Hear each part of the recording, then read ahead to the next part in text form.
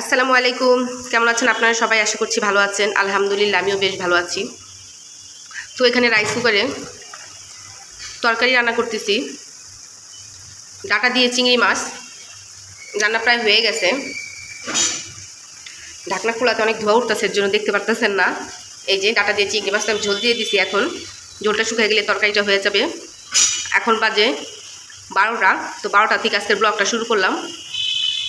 তরকারির ঝোলটা হয়ে গেলেই শুকিয়ে গেলেই নামায় ফেলবো। রাইস কুকারে বসায় দিছি। আর এইদিকে চুলার মধ্যে আমি করে নিতেছি করলা ভাজি। আমি এখানে রাইস কুকারে তরকারি দিচ্ছি, গিয়ে করলা ভাজি এখানে একটু লেগে গেছে। সিলিন্ডারে রান্না করি তো, যার কারণে আর কি তরকারি ভাত রাইস কুকারেই রান্না করি। ভাজি টাজি ভাজা টাজা সব রান্না করি চুলার মধ্যে।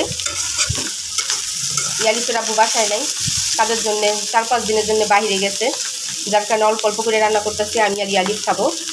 তো করলা ভাজি ছোটো চিংড়ি দিয়ে ডাটার তরকারি রান্না করছে, এইটাই আজকের মেনু। আর এইখানে রাইস কুকারে ভাত রান্না করবো দেখে চাল ভিজিয়ে রাখছি। একবারে চাল ভিজাইছি, যেহেতু 12টা বাজে গেছে, ভাত বসাতে বসে তারা আধা ঘন্টা লেগে যাবে। একবারে রাতের সহ ভাত বসাই দিছি এখানে। ইয়ালিফের আব্বু যদি থাকতো তাহলে রাতের সহ ভাত বসাইতাম না, ওর জন্য গরম গরম রান্না করতাম। কারণ ও তো দুপুরে খায় না, রাত্রে খায় আর সকালে খায়।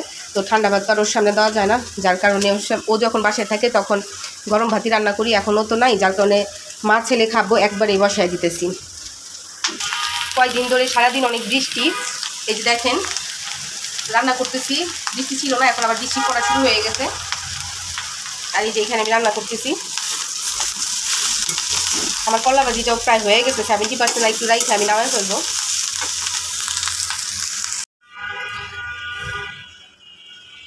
এই যে আমার তরকারিটা রান্না শেষ হয়ে গেছে। এটা হচ্ছে তরকারির ফাইনাল লুক। এখন এই রাইস কুকার থেকে আমি একটা ছোটো পাত্রে ঢেলে রাখবো। খুবই অল্প পরিমাণে তরকারি রান্না করছি, যেন দুপুরে রাতে হয়ে যায়। তো এই যে রাইস কুকারেও ভাতটা বসাই দিছি। তরকারিটা নামায় রাখার পরে ভাতটাও তাড়াতাড়ি বসাই দিলাম, কারণ একটা বাজে যেতেছে। ইয়ালিফকে খাওয়াবো, ও আবার মসজিদে আরবি পড়তে যাবে। ওই আস্তে আস্তে 3:30 পৌনে 4টা বাজে যায়। আইসাই বলে অনেক ক্ষুধা লাগছে, এর জন্য একেবারে দুপুরের খাওয়াটা আমি খাওয়াই দিই। আর এইখানে প্রচুর মানে বৃষ্টি হইতেছে, বৃষ্টির কারণে জানা লাগাই রাখছি। তো এখনও বৃষ্টি পড়তেই আছে। এই যে দেখেন বৃষ্টির পানি আইসাই যে আমার দেয়াল দুয়ালে, এই যে নিচে এখানে পুরো ভিজে গেছে, পুরোপুরি ভিজে গেছে। অনেক বৃষ্টি আসছে, বৃষ্টির কারণে ইয়ালিফ দৌড়ে উপরে গেছিলো ছাদে বৃষ্টিতে ভিজার জন্যে। বৃষ্টি কিন্তু থাইমা গেছে, খুবই হালকা পরিমাণে হইতাছে। ও আবার নিচে নেমে আসছে। ইয়ালিফ একবার গোসল করছে, বৃষ্টি দেখা দৌড়ে উপরে চলে গেছে। আমি বলছি যাও না। তো এই যে আবার দেখেন ফেরত আসছে। কি বৃষ্টি চলে গেছে? হ্যাঁ। এখন তুমি গোসল করছো না? না। গোসল করে কেন আবার তুমি বৃষ্টিতে গেছো? গোসল করে কেন আবার বৃষ্টিতে ভিজতে গেছো? একবার গোসল করছো না? চামচ দিয়া ডলা করছি নাই, চামচ দিয়া। শ্যাম্পু দিয়ে ডলো করো নাই? না। এই যে দেখেন ওর বয়স কিন্তু বেশি না, 5 বছর কয় মাস যেন চলতেছে, হিসাব করে দেখতে হবে। কিন্তু এই দেখেন ওর দাঁত কিন্তু ভাঙা। এই দেখেন একটা দাঁত ভাঙা, ওর দাঁত কিন্তু উঠে নাই। মানে প্রকৃতিভাবে যে দাঁত উঠে, সেই দাঁত কিন্তু উঠে নাই। ও দুষ্টামি করে ব্যথা পায়, দাঁতটাকে পুরো নড়া করে ফেলাইছিল। পরে এটা খাইতে অনেক অসুবিধা হইতেছিল, যার কারণে আমি দাঁতটাকে ফালাই দিছি। ও অনেক দুষ্টামি করে। দেখেন এই বয়স আর মুখে কত দাগ। এই যে দেখেন দাগ, এই দেখেন এই যে কপালের এইখানে এই যে দেখেন দাগ। এখন আবার নতুন অনেক বড় একটা দাগ ফালাই দিছিল। এই যে দেখেন, এই যে দেখা যেতেছে কিনা, এটা অনেক বড় ছিল। এটা প্রায় শিলি দেওয়ার উপক্রম হয়ে গেছিলো। পরে ভয় পাই দেখে শিলি দেই নাই, কিন্তু এই জিনিসটা অনেক দাগ রয়ে যাবে, বুঝে যেতেছে অনেক দাগ রয়ে যাবে। মানে বলি এত দুষ্টামি করো না, তারপরেও দুষ্টামি করতেই থাকে। দুষ্টামি ছাড়া আর হয়ই না। এই যে দেখেন আমাদের ইয়াফি কাজের মাঝখানে ওই শুধু কান্না করে। মানে ওরে কোলে নিয়ে বসে থাকো, ওরে কোলে নিয়ে বসে থাকলে আমার কাজগুলো কে করবে?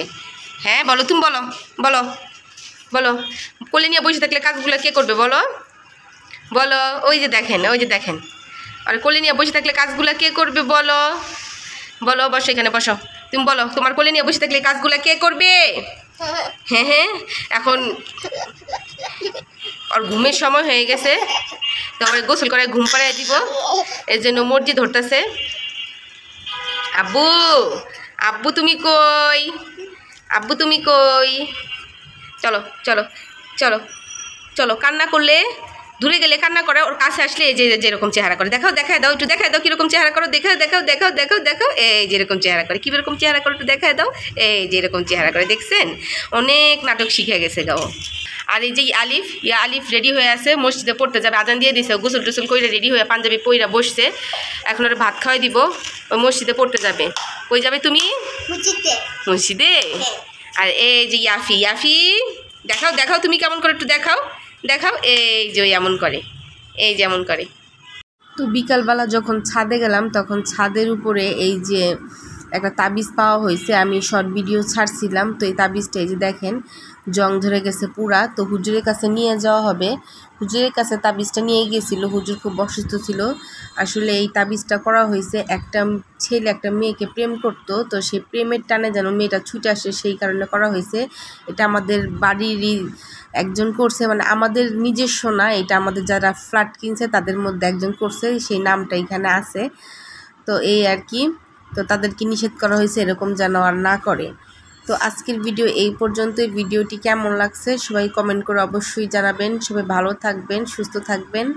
আর চ্যানেলে হইলে চ্যানেলটি সাবস্ক্রাইব করেন, ফেসবুক হইলে ফেসবুকে ফলো করে সবাই